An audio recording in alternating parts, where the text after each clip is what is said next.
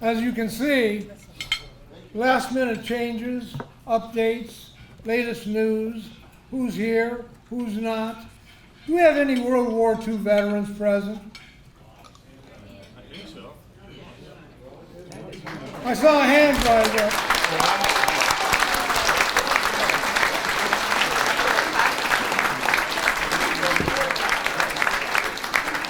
With that, I proclaim we have a party going on. All right. No, our keynote speaker just asked that question. I wanted to make sure we could answer it. So welcome back. As I mentioned, I've got this book that I keep to try to stay on course.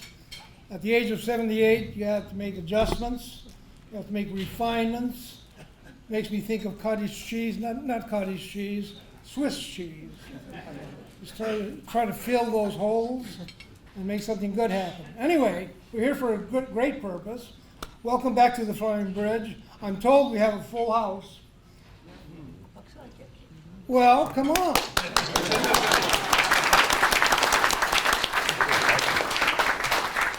First and second floor are hooked up with sound and video, so we can be together and enjoy each other's company. That's pretty cool. If a seat near you is open, please raise your hand and let one of the red shirt volunteers know. We'd like you to meet somebody new. We have some open space here, table over there, a table here, a seat up close. If you're taking pictures, this would be a great chair to sit in. Okay. I want to thank David Vieira, our state representative, for coming forward earlier in the morning and moving the flag where it had been improperly placed. He's an Eagle Scout and he's sharp. Put it in the right location, and thank you for that, David. I appreciate it. I know he has to run off and has other duties to attend to this morning, but I'm very glad that he was able to join us. So, the Cape Cod 5-cent Savings Bank's Red Shirt Volunteers. The Cape Cod 5-cent Bank Red Shirt Friday volunteers are here. Does anyone here know what the red stands for, other than me? Remember everyone deployed. Repeat that, please. Remember everyone deployed. Thank you. Remember everyone deployed. It was created to remind people of our heroes overseas and to show that we're thinking of them. If you need assistance, by the way, or if you simply want coffee refilled, please turn to a red shirt volunteer. They're here to serve you. So our program has to begin now. It's close to 9 o'clock. I've got a schedule. Got to get you all out of here by 10. I'm afraid you'll fall asleep if it's too long. So first of all, it's great to see you all. It's been a couple of years. We started this in 2013, and we ran for 7 consecutive years. The last time we were together was in 2019. Some of you are looking great. Yep, I'm right. And some of you, well, some of us, not so much. What do I have here? These are some of my thoughts last night as I was closing this down. It's good to see you all. Thank you for accepting our invitation. This date is reserved so that you may bask in the warmth and sincerity of our patriotic respect. Thank you for serving our great nation.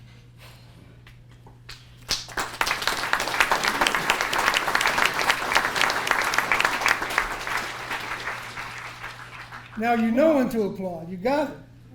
You're part of the program. Very good.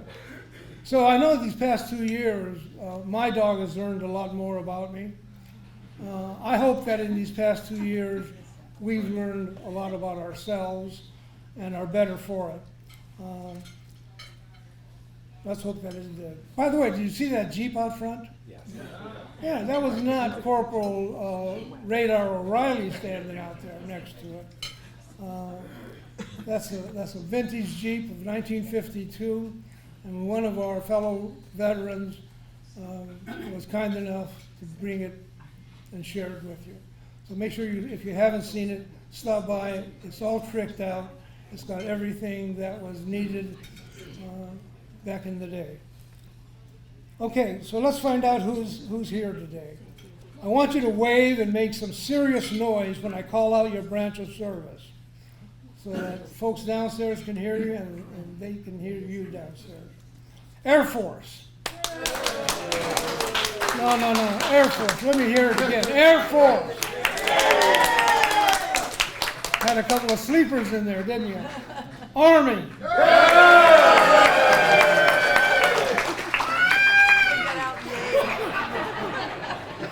Arrest that man. Coast Guard.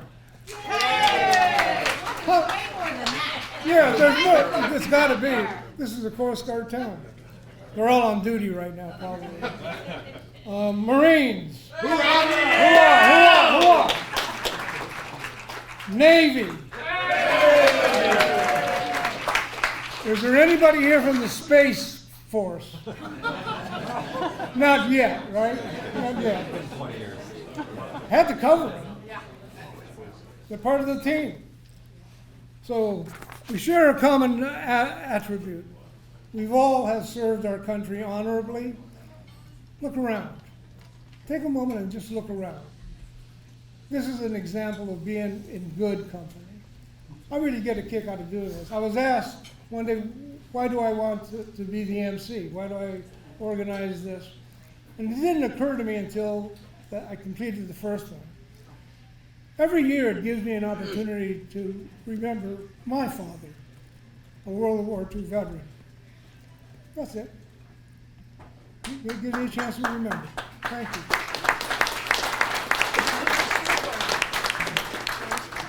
How was the breakfast? Or how is it? How was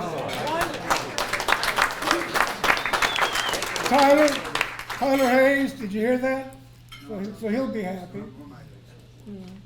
And his staff will certainly be happy. So before it's too late, you may want to turn off your phones or turn them down. If your phone rings during the Pledge of Allegiance or when someone is speaking, I know that nobody is spry enough here that can get to it before the 10th ring. So do us that little courtesy. So get comfortable. Veterans, spouses, veteran caregivers, invited dignitaries, event participants, restaurant staff, and volunteers. Thank you for joining us for the 8th Annual Veterans Day Complimentary Tribute Breakfast, hosted by Sam and Judy LaRusso, Linda Zammer, and the Falmouth Chamber of Commerce, Michael Kasparian, President.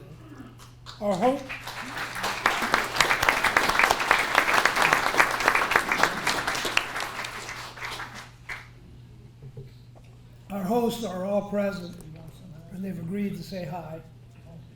Ed Lambert and the 95 WXTK crew got here real early and are broadcasting veteran interviews across Cape Cod. Chief Dunn, thank you, and the Falmouth Police Department for controlling traffic. Now you see why I keep notes. Falmouth Community Television, thank you for filming this event for later broadcasting. They're quite a community asset. And of course, thank you to the Falmouth Chamber of Commerce and its volunteers for their ongoing contributions. Every year I'm asked to make a clear distinction between Memorial Day and Veterans Day. Not so surprisingly, having been asked to do so again, we set Memorial Day aside to remember and memorialize military personnel who died in the service of our country, particularly those who died in war or as a result of wounds sustained in battle. Whereas we set Veterans Day aside to celebrate, thank, and honor all the men and women who served honorably in the military, in wartime or while preserving peace. In fact, today, and for longer than 100 years, Veterans Day invites us to express our continued appreciation to surviving veterans for their service their sacrifice, and their contribution to our national security. And that, my friends, is why we are gathered here today. Simply to say thank you. So here's what's ahead. There's going to be some sitting and some standing at the appropriate time, not right now, but soon.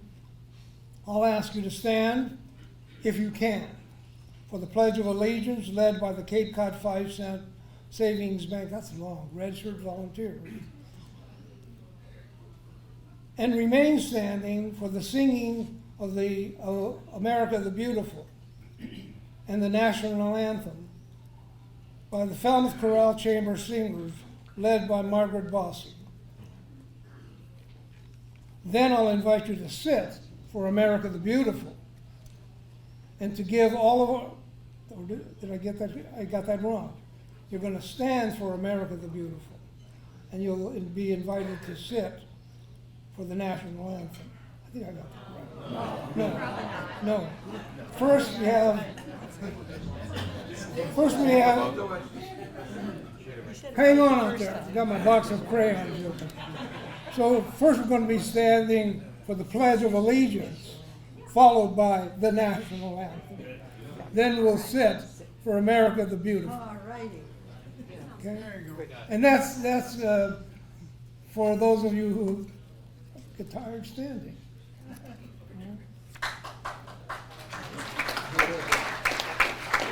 Together we got it right. Look how many it took of us. Okay, then I'll ask you to invite our speakers to the table. Okay. Finally, at the conclusion of our program, we can spill over to the library lawn and wait for the town's excellent annual tribute to volunteers, to veterans, which starts at 11 a.m. Or if you're like me, you'll go home and take a nap. Okay, so I'd like to have Steve Spitz at the lectern to lead us in the Pledge of Allegiance, and the chamber singers, please take your position.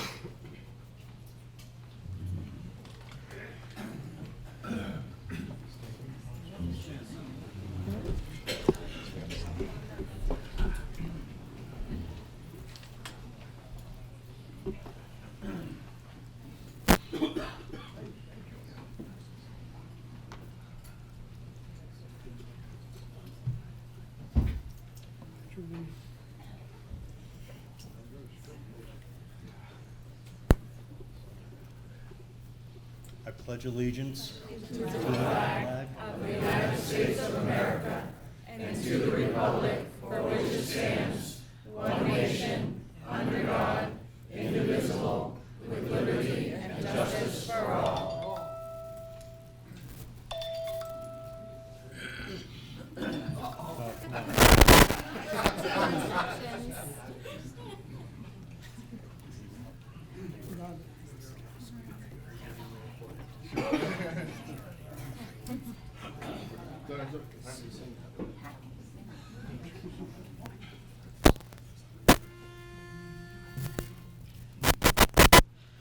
Oh, beautiful for spacious skies, for amber waves of grain, for purple mountains, majesty above the fruited plain. America, America, God shed His grace on thee, and crown thy good with brotherhood from sea to shining sea. Oh, say, can you see by the dawn's early light what so proudly we hailed at the twilight's last gleaming, whose broad stripes and bright stars through the perilous fight o'er the ramparts we watched were so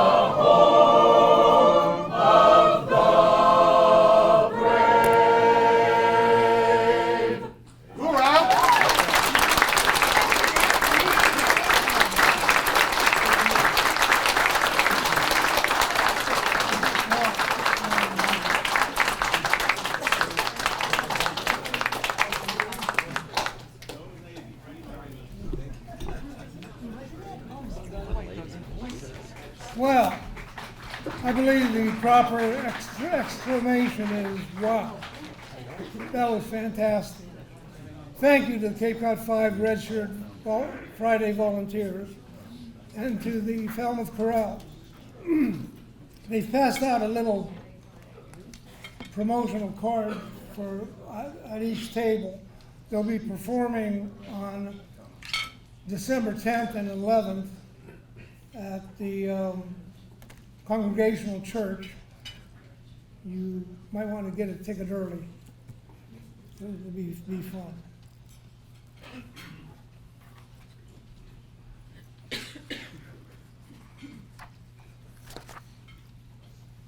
As we get started, I was struck by the information I created in making introductions for guest speakers. I've invited Reverend Will Mebane to offer the invocation, but before I ask him to come up, I have to share this with you. And for those of us who have not yet met or gotten to know the pastor of the St. Barnabas Episcopal Church, Will Mebane was born in Durham, North Carolina.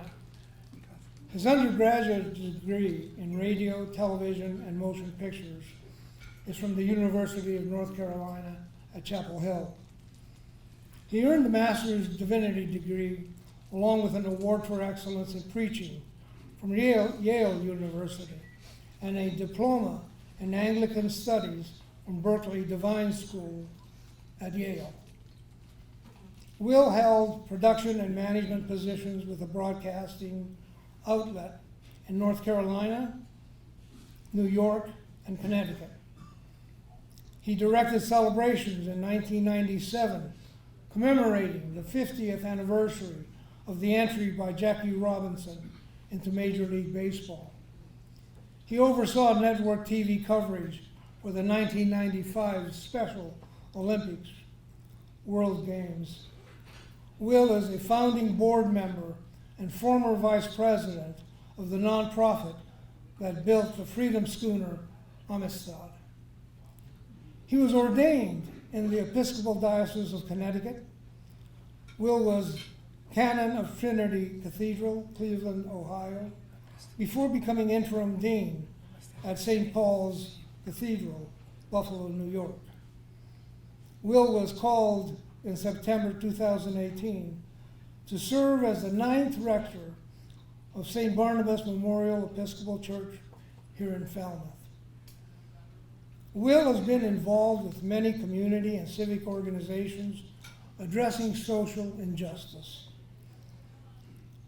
Voice Buffalo awarded him its Faith in Action Award.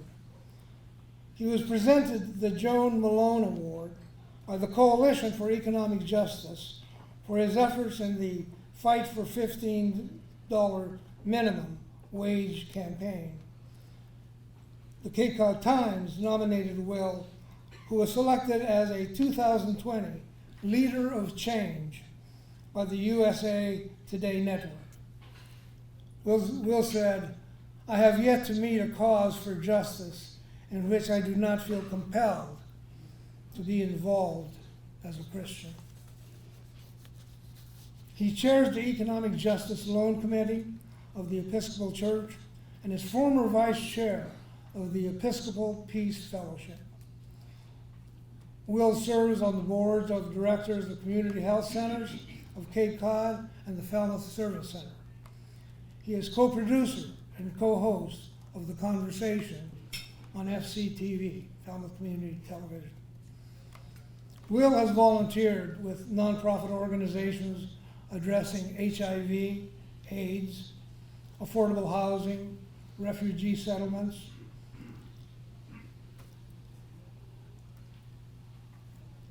education and urban youth, and more.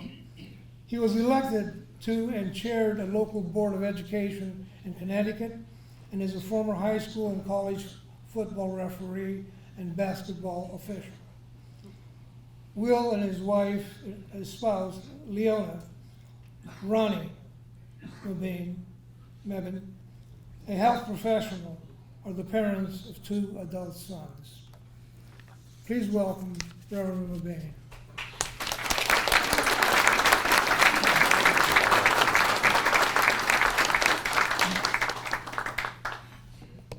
Good morning. Good morning. When Jay was doing his preliminary remarks, I thought I was back in the Episcopal Church with all the up and down. We're going to stand, we're going to kneel, we're going to sit, And I did ask Jay when I arrived, so how long do you want me to pray? Because it's always a risk when you give a preacher a microphone. And so I said I brought 2, and I have 2. And he said, use the shortest one. So that's what I'm going to do. I invite us now to join our hearts and minds as one, calling upon the Holy One, known by many names, the name that is too holy to be spoken, Yahweh, Adonai, Elohim, El Shaddai, God Almighty, Allah, the God known by many names, but who is one. O Judge of the nations, we remember before you with grateful hearts the men and women of our country who in the day of decision ventured much for the liberties we now enjoy. Grant that we may not rest until all the people of this land share the benefits of true freedom and gladly accept its disciplines. We commend to your gracious care and keeping all the men and women of our armed forces who are serving today at home and abroad. Defend them day by day with your heavenly grace. Strengthen them in their trials and temptations. Give them courage to face the perils which beset them, and grant them a sense of your abiding presence wherever they may be. Lord God Almighty, you have made all the peoples of the earth for your glory, to serve you in freedom and in peace. Give to the people of our country a zeal for justice and the strength of forbearance, that we may use our liberty in accordance with your gracious will. And finally, O God, give us grateful hearts for all your mercies and make us mindful of the needs of others. Bless your gifts from the bounty of your earth to our use, and us your service. Blessed are you, O King of the universe, for you give us food to sustain our lives and make our hearts glad. And we pray all of this humbly and with grateful hearts. Amen. Amen.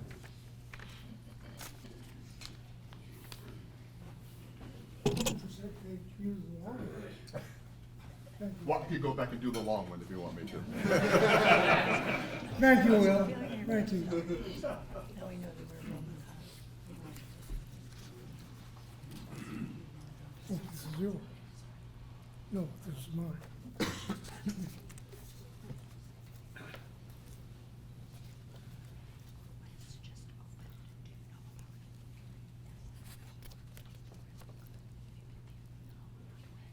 Oh, yeah, I just found my spot. Please welcome Linda Zammer and Sam LaRusso to the lecture. Our hosts.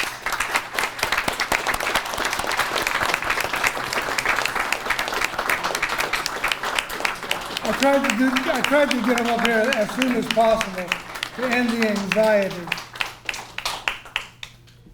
Just making sure you're behind me. Sam? Who's first here? You are. Back in 2013, I met with Bill Zammer, and I said, geez, there's something we should be doing for the veterans. And he says, well, what do you want to do? I said, I was thinking of maybe having a dinner for him. And Bill, being the entrepreneur that he is, he said, we're going to give him breakfast. So that's what happened. And that's how it started. It's gone very well over the years. And, I look out and I see all these wonderful people here. And I just want to thank you for been able to have a nice business and do a lot of nice things. And I owe it all to these veterans who fought hard for us and protected our country. And thank you very much for your service. I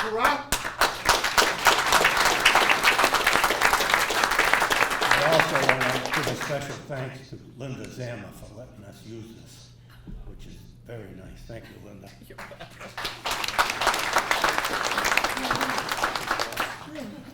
This is the easiest, just letting people come in and use the place. The hardest is putting it all together. And I want to thank Jay and Michael from the chamber and our staff and the Cape Cod 5, and I could just keep going on and on. But as you know, you can't do a function like this without a lot of people's help. So thank you all for coming, and thank you for everyone who was involved in this event. And I can hear Bill saying just that to you. That was one of his favorite things. Anyway, thank you all, and please come back again anytime, because we're open for lunch and dinner. Thanks.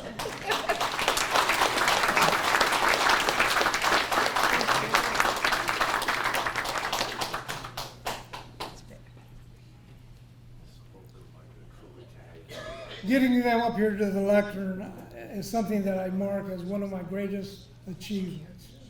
They were tough. They were real tough. So before I introduce our guest speakers, let me draw your attention to the symbolic. I'm not even sure if it's there. I believe it is. To the symbolic POW MIA table. If you missed it coming in, or if you're on the first floor, it is in a prominent location at the top of the stairs on the second floor, facing the harbor. This table setting symbolizes the fact that members of our profession of arms are missing from our midst. They are commonly called POWs or MIAs. We call them brothers. They are unable to be with us this morning, and so we set a table to remember them. This table, set for one, is small, symbolizing the frailty of one prisoner alone against his oppressors. The tablecloth is white, symbolizing the purity of their intentions to respond to their country's call to arms. The Bible represents faith in a higher power and the pledge to our country, founded in one nation under God. The black napkin stands for the emptiness these warriors have left in the hearts of their families and friends. The single red rose displayed in a vase reminds us of the families and loved ones of our comrades in arms who keep the faith awaiting their return. The red ribbon tied so prominently on the vase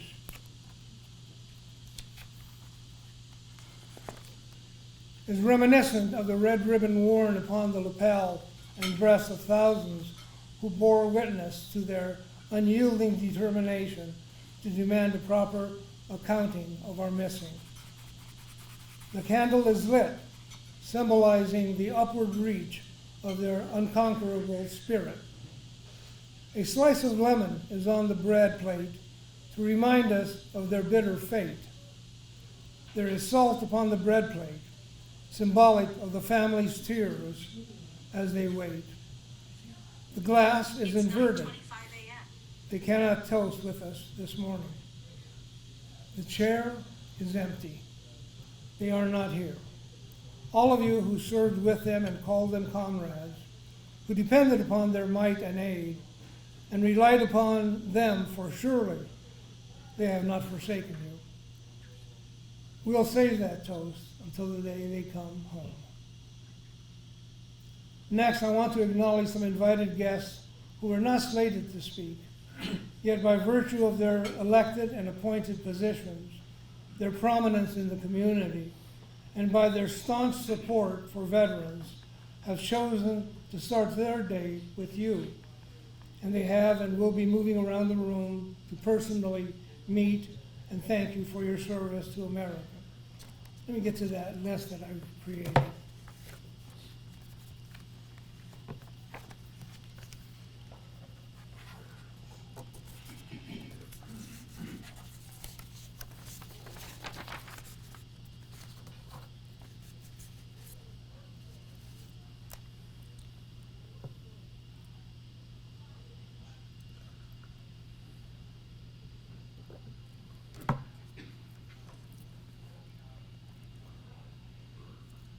Selectman Doug Brown.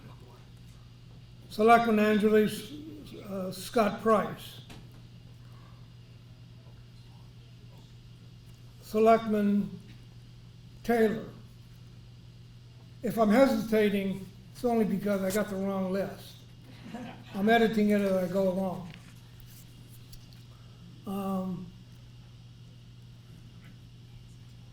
State Representative David Vieira. Are you still here, David? I know you had to run off. There he is, back there. Barnstable County Sheriff Jim Cummings. And Barnstable County Sheriff-elect Donna Buckley. If there are other members, let's see. Oh, of course, Falmouth Chief of Police Ed Dunn. Falmouth Veterans Affairs Officer Don Lincoln. And I see that retired Air Force Master Sergeant Ahmed Mustafa is also with us. If there are other elected officials or dignitaries that I've missed, please raise your hand to be recognized. I can't see you back there, but I saw a hand go up. Select Board Member Scott Zelinski. Great, I'm glad you're here. Who else? And if anybody else here thinks you're special, just raise your hand. Jim, was that your hand I saw go up? Oh yeah, she's one of our guest speakers, so she's covered. If not, I'll buy her a cup of coffee. Where are you, Sue? There, she's back there. There she is. Oh, okay. Welcome. Okay, now where was I?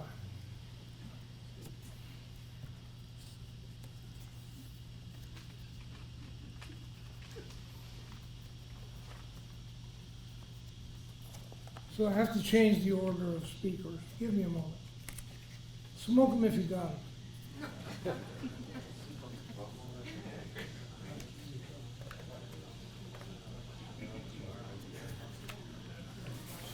Our first speaker is Michael Kasparian, president of the Falmouth Chamber of Commerce.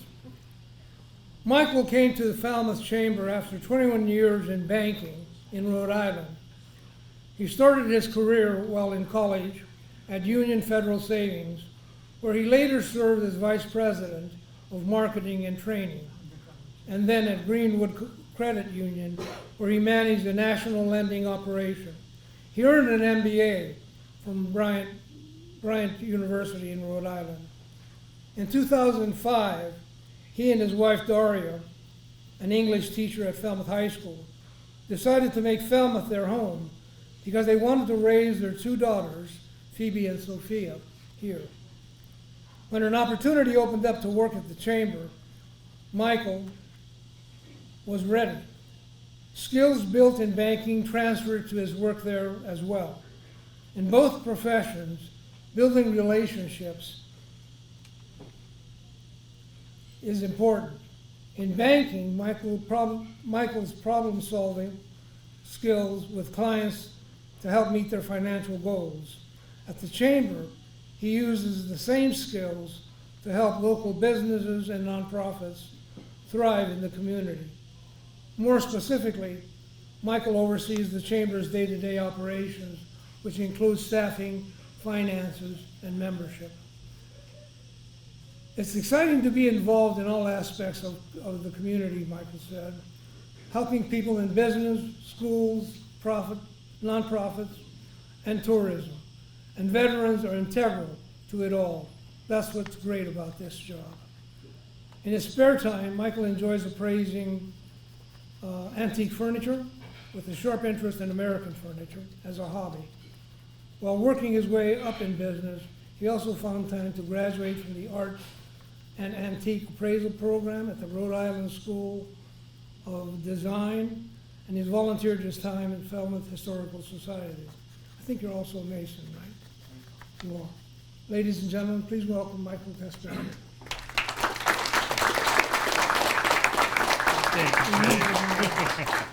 Thank you, Jay. It's a real pleasure and an honor to be here with you all. And I also would like to thank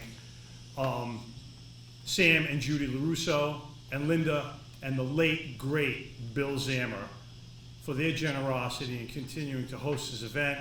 I'm certain, as I'm sure you all are, that Bill is looking down and having that conversation with Sam in his mind right now. So wonderful, thank you. I'll keep my comments brief. I did want to extend the welcome of the Board of Directors and the members of the Falmouth Chamber of Commerce to all our veterans who are here in this room, and for your contributions not only to Falmouth but to the military service in which you did serve. I think it's very fitting that this event is sandwiched between two other great events, Election Day, which just took place, where we elected national, state, and local officials, and then our own more intimate town meeting that will take place this Monday, where a smaller group will gather to talk about issues that are more local and really will apply to all of us.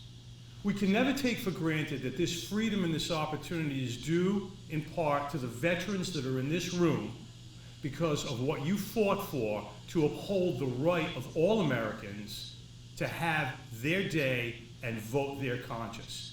And it also applies to the women and men who are in active duty right now more than ever, as the world becomes more dangerous, to make sure that America remains secure. I want to thank you sincerely from the bottom of my heart.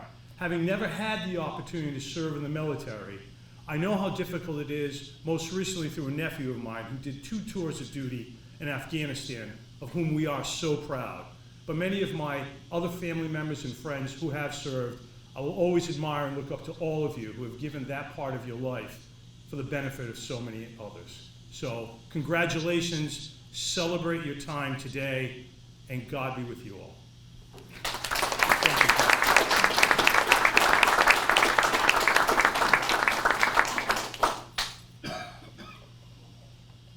Our next guest speaker, Carissa April, hails from the coastal town of Freeport, Maine.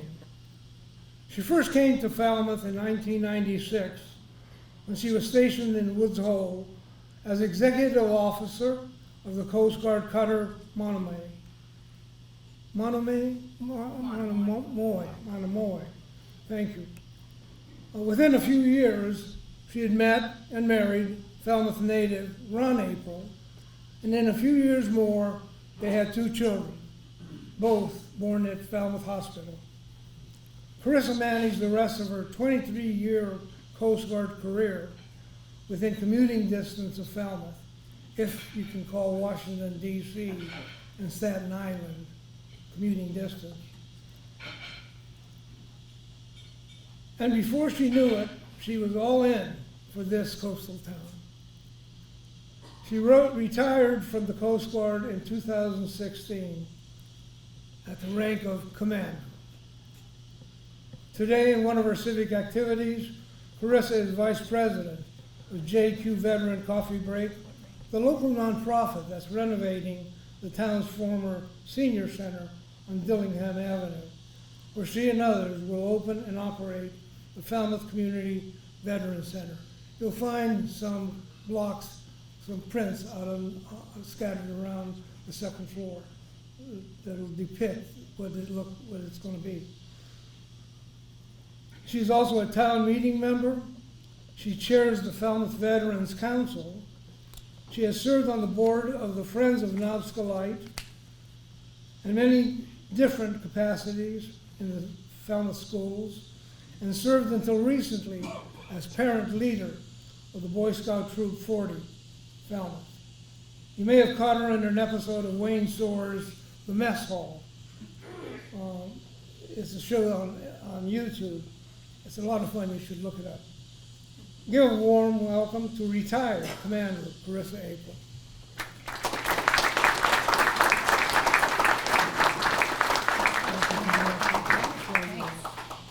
So 45 minutes is what you told me, right? 45. 45 minutes, okay. Take 50. All right, we just got to get to the town green in time, so. I am so honored to be here today. Good morning. I'm honored to be in front of this audience and just to be in your presence. Thank you for your service. Thanks to our hosts and for your service in many capacities, whether in the military or to your community. I'm really honored to be here today, primarily because just to get this invitation in this capacity and to be serving in the roles that I'm serving in, I am a veteran of the United States military, and that is an honor and a privilege. So the privilege, I think, is about the people, right? It's about the shared experience, the privilege to serve and to work with an amazing, diverse, talented group of humans facing unthinkable challenges and achieving incredible outcomes, right? I think that our military service and our community service is, what we share. And as I'm, in this room with you, I feel like there's such a powerful sense of being with people with a shared experience. There's something very powerful about being with our brothers and sisters, even if we didn't serve together. We share that. I think it's an unspoken community. I think already this morning we've heard the word community a lot. And I think that community has been the theme of at least the past few years, but I think it's the perfect theme for this Veterans Day. Community has its roots in the concept of common, right? If you have a community, you have something in common. You have your location in common, your town. Our town is our community. The Cape is our community. We have micro communities maybe in our neighborhoods, and we have communities wherever our kids go to school. Those are these sort of micro communities. Having community is based on likeness, the things we have in common, but I also think what's super powerful about community is the differences that we have. So we have these likenesses, but it's our differences and our variety of experience, our variety of background, and our variety of skills that brings a community the kind of strength and ability to achieve great things.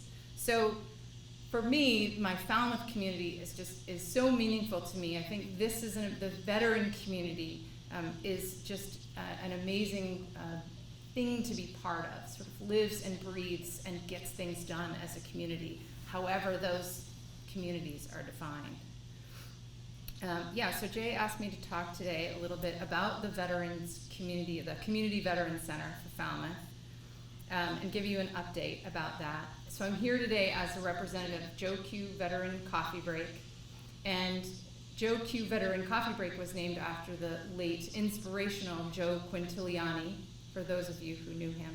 I believe he was a hero in his own community and his communities, and he nurtured those communities, and he looked for ways to take care of veterans who were looking for connection and resources and camaraderie.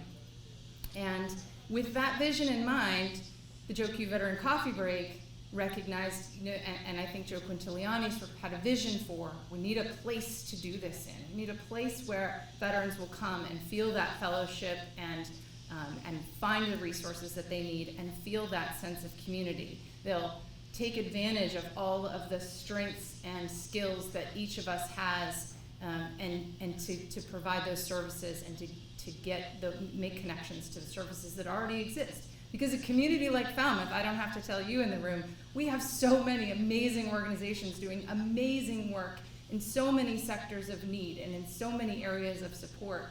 And so our vision for this Community Veteran Center is to connect veterans and their families, people with a connection to the military, to existing services. So we've partnered with as many other organizations in town and on the outskirts that we can, and I hesitate to list them because I know I'll leave some out, but really connecting, to find a way to connect veterans that are out there, create this community that's in this room and well beyond to the many, many services already available. So as a way to update sort of the timeline for those of you who may not know, 3 years ago this week, town meeting met, as we will again on Monday, and one of the articles was about using the building at 300 Dillingham Avenue as a veterans center. And that proposal passed unanimously. Yes, that is the right purpose for that building. Let's do this. This is something that we need. So about 2 years ago, Joe Q Veteran Coffee Break, we ran a survey. Probably many of you in this room replied to that survey, and if you did, thank you very much. We were surveying veterans, service members, their families, people with a connection to the military to ask, what do you want? What do you need? What do we need in this town that will bring those people together to help each other and help themselves and have that sense of veteran community?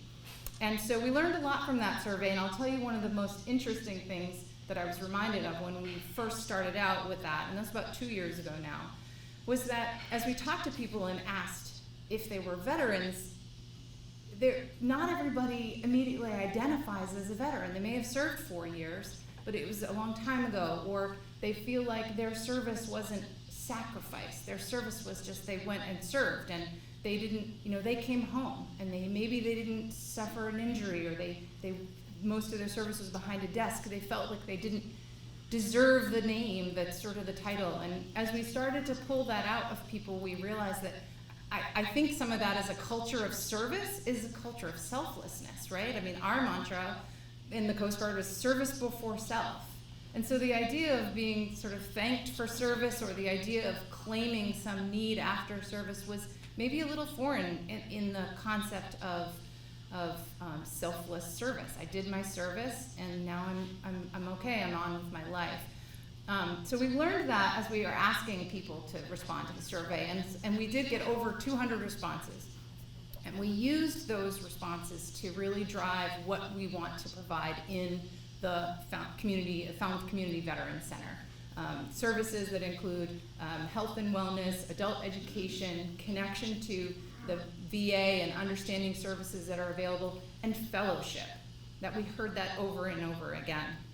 So 1 year ago, right about now, we entered a lease with the town for that building on Dillingham Avenue.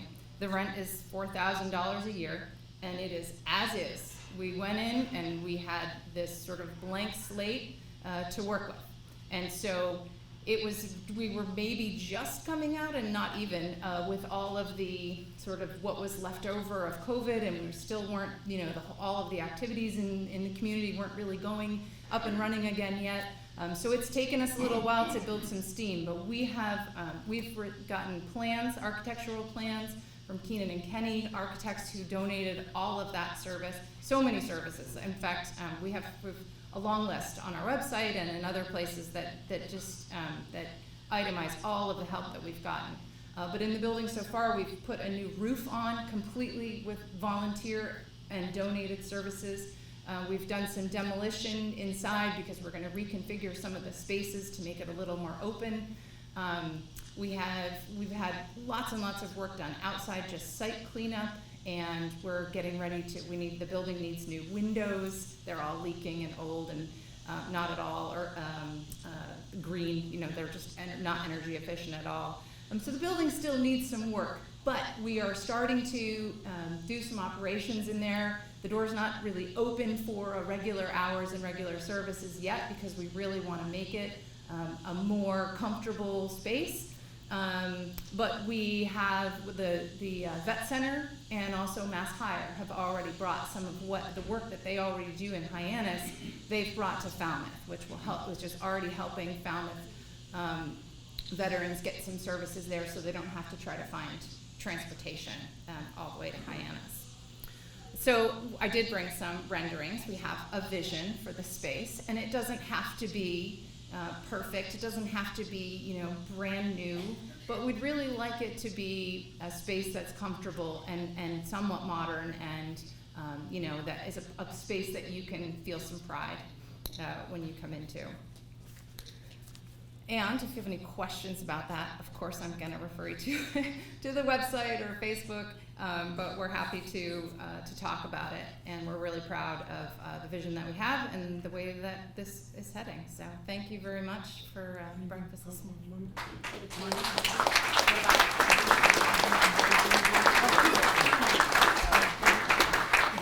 Okay, thank you for your service and happy Veterans Day.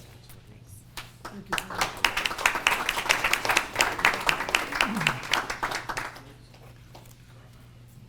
In the first 7 years of our gathering together, Congressman Keating was always our keynote speaker.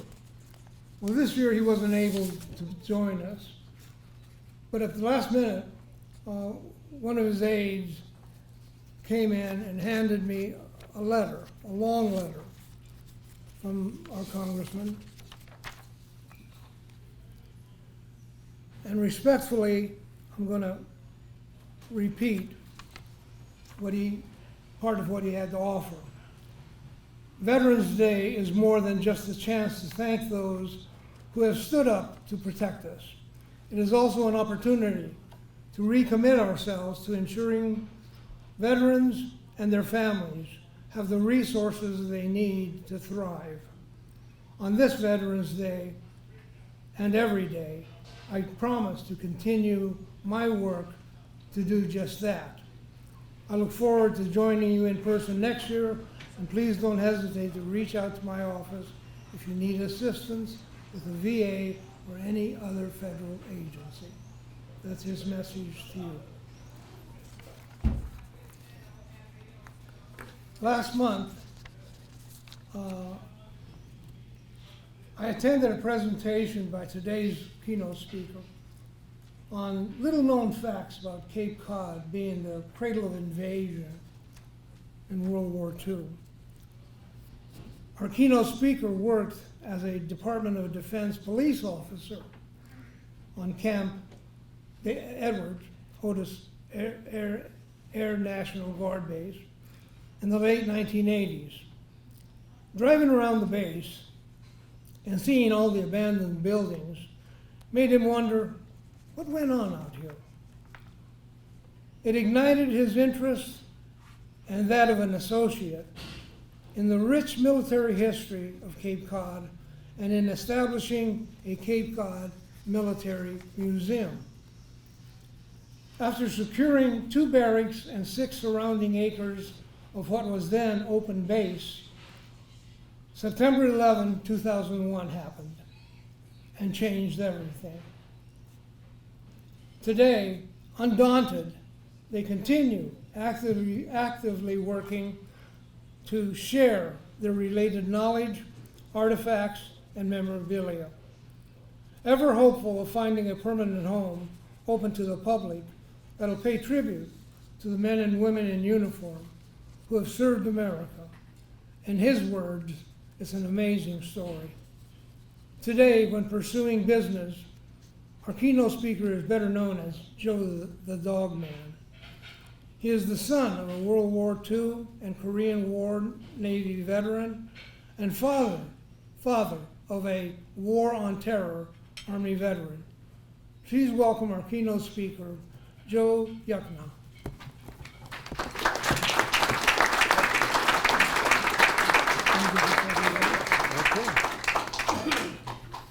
Esteemed guests, Cape Cod 5 Bank volunteers, proud to say that's our bank.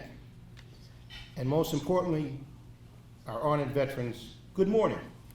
Good morning. Today is Veterans Day. I should probably talk about the veterans of the War on Terror. They have been at war for a very long time and have seen some hellacious fighting. There are dozens, if not hundreds, of men with stories of courage equaling that of John Bessalone of Guadalcanal fame. We just never hear about them because there are no compelling newspaper stories about today's veterans. We lose many more of them to suicide and drug overdoses than we ever lost in combat. I won't be talking about the Gulf War veterans. They accomplished their clear mission and were treated very well, so they're all set.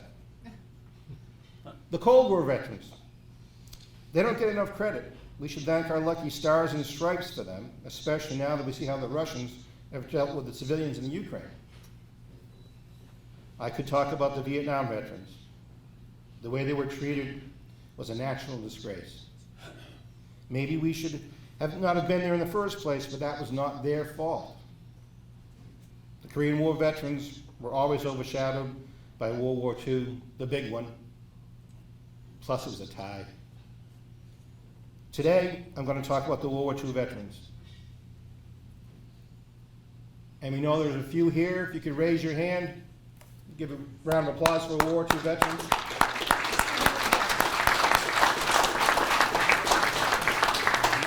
I'm going to tell the World War II veterans story because that's the one I know the best. The other reason I'm compelled to talk about them today is, as fate would have it, you are seated exactly where 80 years ago, pyramid tents of the 411th Base Shot Battalion, 2nd Engineers Special Brigade, better known as the Cape Cod Commandos, were located. The huge white boat sheds further down Scranton Avenue were built in 1942 for the Amphibious Engineer Command. To solve a problem getting landing craft to MacArthur in the Pacific Theater of Operations, General Trudeau of the EAC came up with an idea of sending landing craft in pieces inside the hulls of ships, since the completed craft were too large to fit through a ship's hatch. The men of the 411th were sent from here, right here, in Falmouth, to the famous New Orleans Higgins shipyard. There the men worked for 2 weeks on the landing craft assembly line. They were then shipped to Queensland, Australia, and they built their own factory and assembled thousands of boats that were used in amphibious assaults across the Pacific. How do we know they were the greatest generation? Let me tell you a couple of stories. Upon learning the 591st 1st Engineer Special Brigade was to be sent overseas to Europe, 2 young lieutenants immediately left Washburn Island and bought every bottle of 151 rum they could find in the town of Falmouth. Lieutenants Bradham and Yates emptied all the clothes out of their footlockers, distributing them to other officers to put in theirs, and put the rum in instead. On August 4th, 1942, Lieutenant Brown of the 591st boarded a train at Camp Edwards to go to New York Harbor to board a ship for their move overseas. It was hot and stuffy. He was hungover and weighed down with all his gear. There was coal dust coming through the open windows because of the steam-powered locomotive. Lieutenant Brown ate a greasy meat sandwich, and when he got to the docks, he broke formation to kneel and puke into the water. Later on, aboard the USS Wakefield, he was censoring his men's mail when he came across several mentions in letters to mothers that she had no reason to worry. Their lieutenant was so religious, he prayed before embarking on the ship. Besides the amphibious training command, there was an anti-aircraft training command on Camp Edwards. In his terrific memoir, Driving Hitler's Crawling Coffin, Lonnie Spear relates his tale about the training on the base. Once a week, the 111th Anti-Aircraft Battalion would hike with full packs 13 miles to Scorton Neck firing range in Sandwich, shoot the guns all day, then hike 13 miles back. That's the equivalent of running a marathon carrying 60 pounds of equipment. Lonnie had a friend named Peter that was a battalion cut-up. He was always getting in trouble, was assigned to KP because of it. Other recruits thought Peter was so stupid for getting in trouble so often. One morning as he was getting ready to begin his 13-mile hike, he saw Peter smiling and waving bye-bye from the mess hall. It dawned on Lonnie that Peter always got in trouble just before they were to go on their 13-mile hike. Now, he was the one feeling stupid. Lonnie could have been shooting at targets being told by one of the 4 WASP, Woman Air Force Service pilots at Otis. They flew worn-out, obsolete A-24 Douglas Banshees towing target sleeves. On March 27, 1944, Frances F. Grimes was killed when her plane crashed shortly after takeoff from Otis Airfield. WASP pilots were considered civilians, so the other women pilots and the airmen of the 1st Target Towing Squadron had to chip in to send her body home to her family. 104-year-old Dorothy Barr, that I interviewed last year, was one of the 5,000 nurses that served and trained on Camp Edwards. She landed a short time after D-Day and served in Belgium during the Battle of the Bulge. When I talked about her recollections of Camp Edwards, she remembered how nervous she was at being assigned to the psychiatric ward. She'd make up all these scenarios in her mind of how scary it would be. When she got to there, it was just young men in bathrobes playing cards. The nurses were officers and had male orderlies serving under them. One day, one of her orderlies was playfully trying to remove her sweater, for the greatest generation. A doctor came around the corner and saw this. Angry, the doctor had the orderly arrested for court-martial. Dorothy did not want to see the young man's life ruined, so she got the doctor to drop her charges. She's still alive as far as I know. The greatest generation was not a perfect generation. They were certainly sexist by today's standards and racist by any standards. The 369th Anti-Aircraft Regiment, colored, the military was segregated at that time, trained here on Cape Cod in 1941. If the number 369 Regiment sounds familiar, in World War I, they were an infantry regiment and fought under French officers and were known as the Harlem Hellfighters. Many of the soldiers of the 369th were home on leave in New York when the attack on Pearl Harbor occurred. William Morris Jr. relates in his memoir, The Soldier Who Wagged Her Tail, how he rushed back as soon as they heard the news. He and others of his unit sped their 40mm Bofors anti-aircraft guns to all 3 bridges in the canal. This was purely an exercise to calm the public worries, as they had no ammunition for their guns. Oh my goodness. The 369th was soon sent to Hawaii to bolster the island's defenses. The 369's regimental crest is a coiled rattlesnake. It was comprised of tough inner-city kids. Every one of them wanted to be the next Joe Louis, and they earned a reputation on the island not to be messed with. New Marines, many from the South arriving on Hawaii, were warned to steer clear of Negro soldiers that wore the rattlesnake pins. Other colored soldiers would borrow pins when they went to town so that they wouldn't be messed with. We just found a photograph of Sergeant Joe Louis in Life magazine. He was putting on a boxing exhibition at Washburn Island in 1943. Camp Edwards was run by a cadre of racist Southern officers.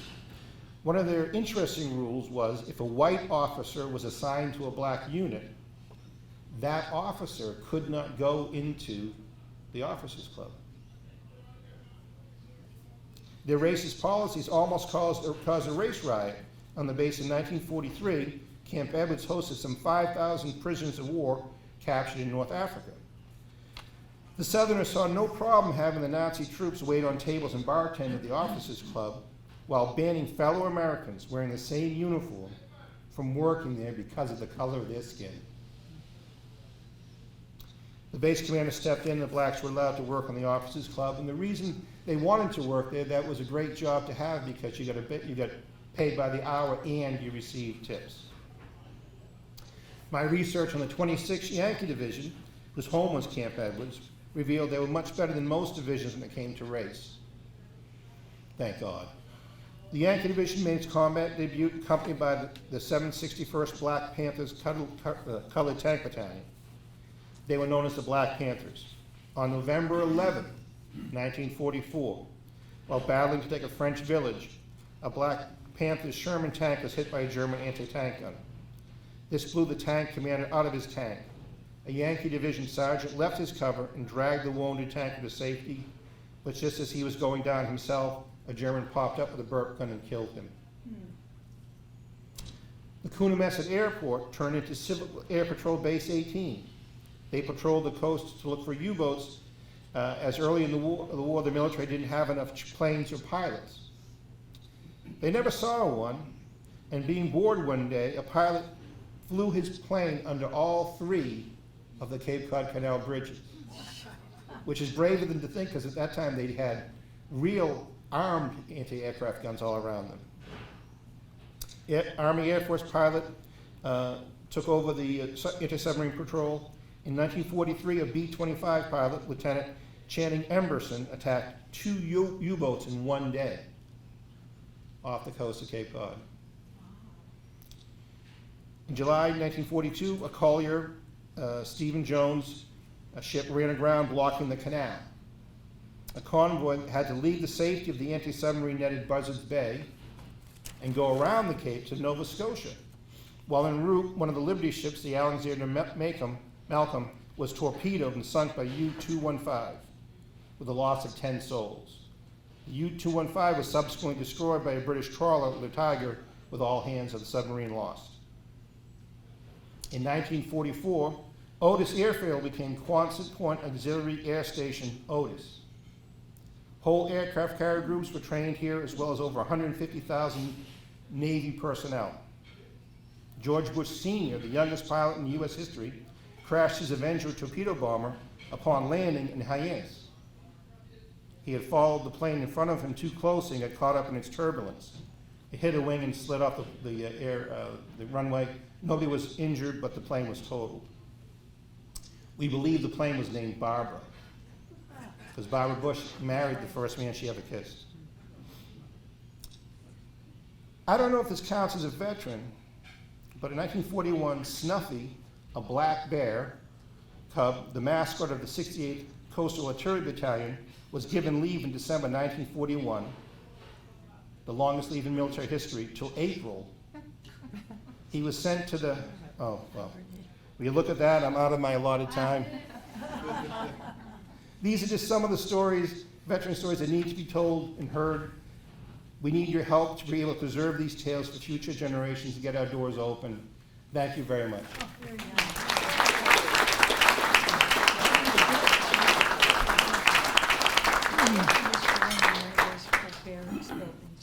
I couldn't help but notice, I looked out over the audience, you guys were all enjoying Joe's comments. I know when I first moved here, I drove across the base. It was still open at the time. That was back in 2000. So as we close out our speakers, our last speaker is someone who doesn't need an introduction. She's the lady that you re-elected Tuesday to the office of State Senator. Please welcome my friend, the Senator for Plymouth and Barnstable, Susan Moran.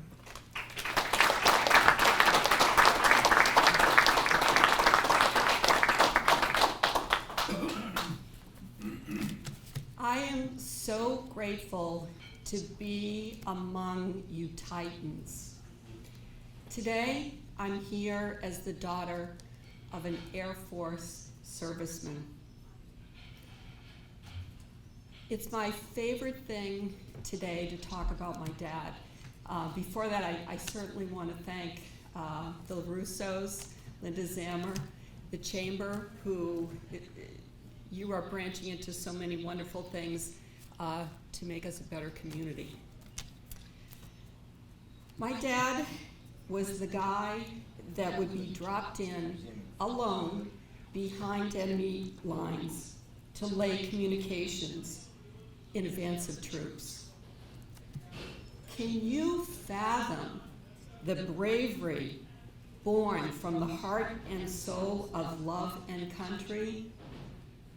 You can, because it is you. And it is why we need to continue to tell the stories of you to the next generation. I also want to throw in thanks to MC Extraordinaire every year, Jay Zavala. So Dad, he was the incredible wheelchair activist. I can remember so clearly the experience of being a kid sitting on the sidewalk next to his wheelchair with his DAV insignia jacket, handing out American flags on the 4th of July. What I recognize now is that many of those happy people walking past us had no idea that it was my dad who was the same person that was the founding organizer of the event. The same person who had raised the funds, organized the coalitions, and made sure it ran smoothly. When the fireworks were over, we were always the last ones there, just cleaning up the last piece of trash. Our veterans teach us civic service by their life experience, and we do well to listen to their stories and to ensure that we pass them along to the next generation.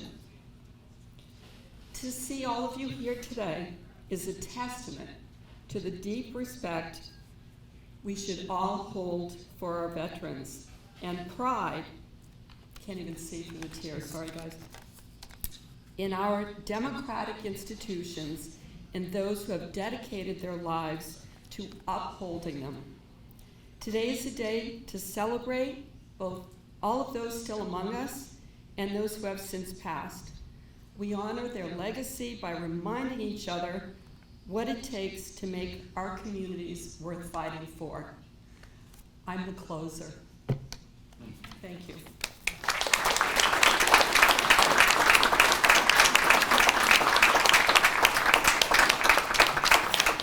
We're done. The last thing I want to do is thank Susan Zavol for taking photographs of the chamber. I want to thank my helpers that were here. Marine veteran Gary Soares, Army veteran Jack Williams, and Navy veteran Mort Cohen. And with that, thank you very much for coming. See you next year.